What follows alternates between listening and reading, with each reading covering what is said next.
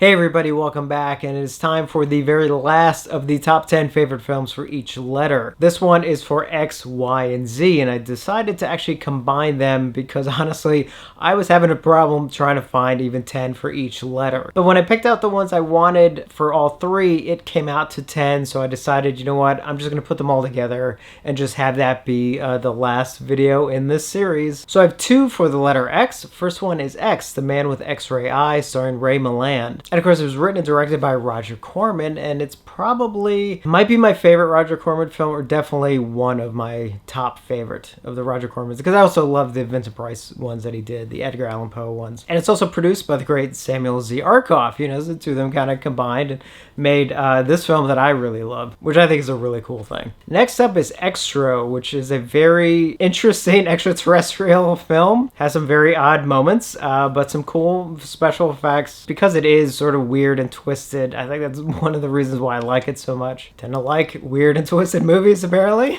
But I guess a lot of us do. So that's it for the letter X.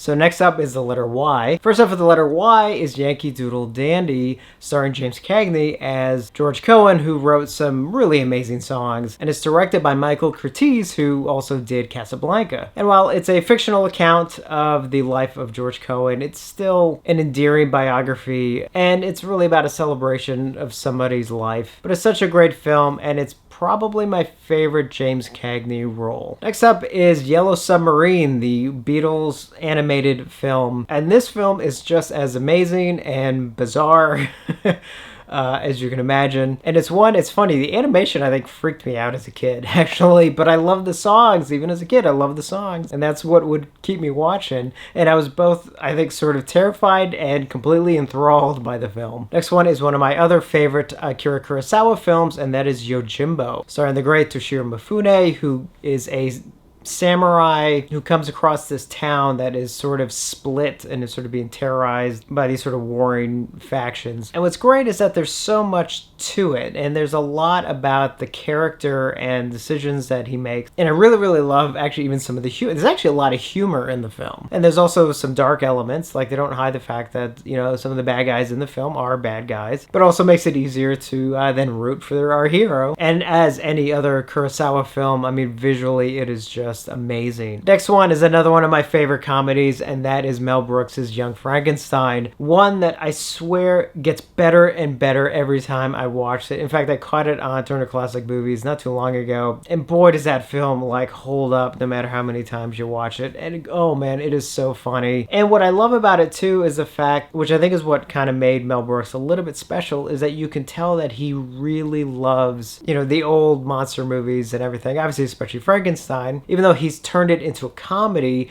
there's still sort of a loving homage to them. Abby Normal Brain and all that. And then finally we get to the Z. First up in the Z's is Zero Dark 30. Now this is the film directed by Catherine Bigelow about how they were able to track down where Bin Laden was and all that. It really showcases, I think, sort of how hard it is to sometimes track down some of these people. And what's great about the film is that it works as a thriller and also as sort of a dramatic real life event kind of thing. Even though obviously some of it is done for dramatic purposes, especially at the time when they made the film, I think some of the details hadn't quite been released, but it's close enough. Speaking of one loosely based on real events, and that is David Fincher's Zodiac. And honestly, for me, what might actually be my favorite David Fincher film. I've watched this so many times, and there's something so incredible about it. Because, and also much like Zero Dark 30, it has to do with an obsessive character.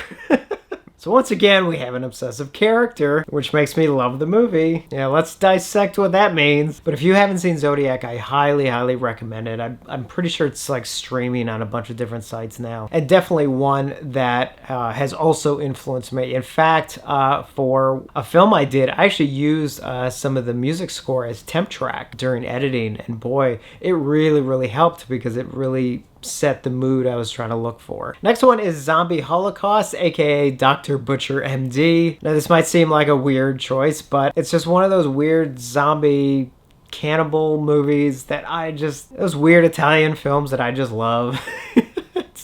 It's like super gory, but it's also super cheesy. And I just love it to death. Even though the poster is really not accurate at all with the film, I still love the Dr. Butcher MD title and poster, but I do much prefer the original Zombie Holocaust version of it. And then finally, the last film on this huge, massive journey, and that is Lucio Fulci's Zombie. I've talked about how special this film is for me because it was one of the early films that really got me into not only Fulci, but also Italian horror in general, which I love to no end. So this definitely was going to be on this list. And of course, you know, Fulci's Zombie is just one of the classics. So that's it. We've gotten to the end of this crazy journey of these top 10 films for each letter. And oh man, there's a part of me that's actually really happy that we finally got to the end. But at the same time, it's been so much fun, and especially seeing all the films that you guys pick and like some of the back and forth that we've had sort of along the way. So yeah, so it's kind of bittersweet in a way. So definitely let me know your picks for X, Y, and Z. Now that we've got to the end, keep on the lookout for a lot of new stuff now coming that I can finally dive into. And as always, thank you for watching, and I will see you on the next one.